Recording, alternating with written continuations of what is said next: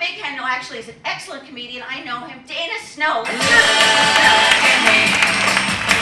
You can take it all because this face is free.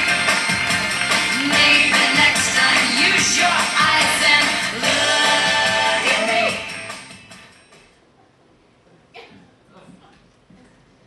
They say you can tell a lot about someone from the way they dance. Women say that you can tell how a man makes love by the way he dances, and I don't believe that. I dance about a minute and then I fall asleep. It's nice to be here at the world-famous Curtain, and the other night I was at a wonderful club. Somebody wrote in the bathroom, "For a good time, leave." And the MC introduced me kind of rudely. He said, "We're saving the best for last, so now here's our first act, Dana Snow."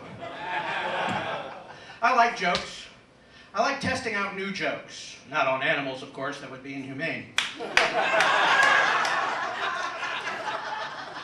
And tonight's gathering is in honor of a book called Squeaky Clean Jokes.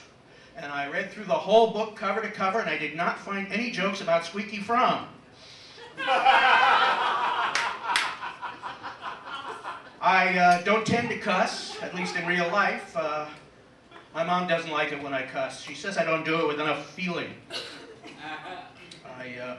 She says, "Didn't we raise you better than that?" And I say, "No." To avoid offending people, I studied 10 years' worth of the New York Times bestseller list.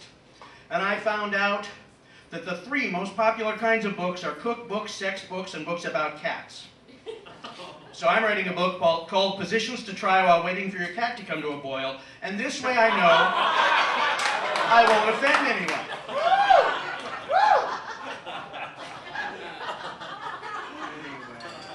Anyway, we are videotaping tonight, so the pressure on you must be tremendous. I'm hoping you use the tape to get on a talk show. Of course, all the good ones are gone, but nonetheless, I still want to do it. See, I wish I had been around when singers had talk shows. Sammy Davis Jr., Merv Griffin, Mike Douglas. Because I want to be interviewed in song. And it would go something like this.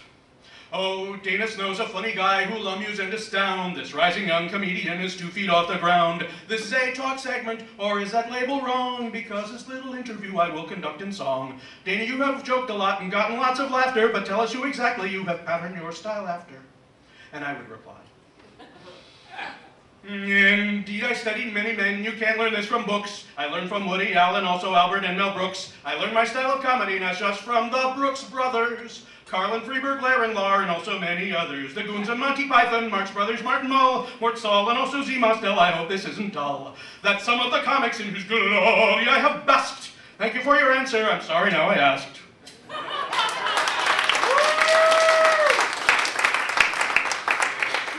No, I shouldn't use these notes. It's unprofessional to use those notes. I'm going to use these notes. Let's see, shall I tell this one? No. This one.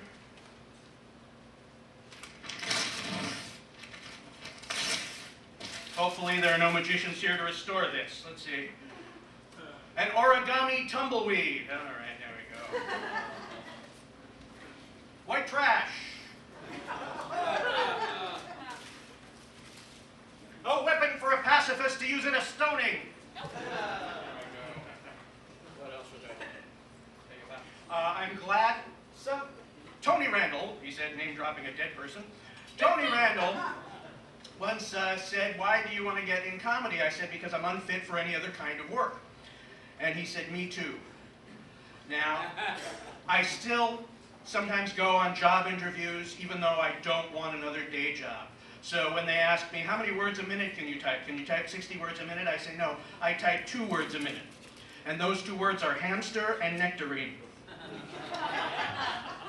They say, "Why haven't you worked in so long?" And I say, "Well, when they fired me, I thought it was a good idea." And they said, Do you have any questions for me? And I say no. Well, yes. Do you get any days off for Satan worshiping? I'm not asking for myself, I just want to know how often the boss will be in.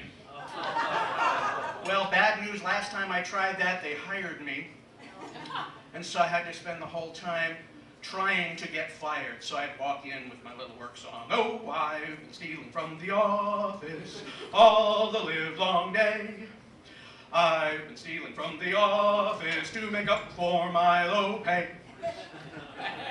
Now that office had no computer, just a typewriter where the space bar didn't always work. So I fell in love with typewriter correction fluid.